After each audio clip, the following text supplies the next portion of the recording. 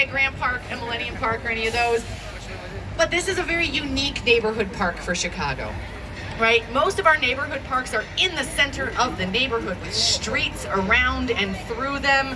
It just gets very noisy. There's a lot of car traffic and congestion and pollution, and it's just a little bit less nice. It's very calm here. You kind of have to walk through the neighborhood to get to the park. It's always seems a little more serene and quiet until I come by going like, I love this park. But it also has an incredible view of this bridge over here. This is the Canal Street Lift Bridge. It's an Amtrak bridge, so it's trains only, which means if you needed to pass under that bridge, you would have to wait for enough train clearance in order for them to have time to lift it up, for you to pass under, and to shop it back down.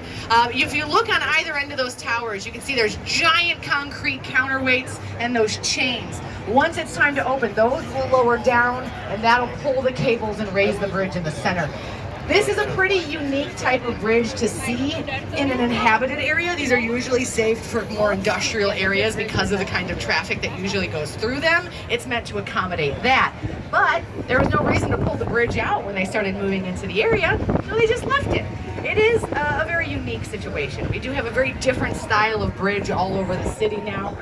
But we've gone through a bunch of different styles over the years. In fact, the first kind of bridge that Chicago had wasn't really a bridge at all. It was a raft in the water and a rope tied to either bank. And like the opening of my second favorite Heath Ledger movie, A Knight's Tale, somebody would pull you across.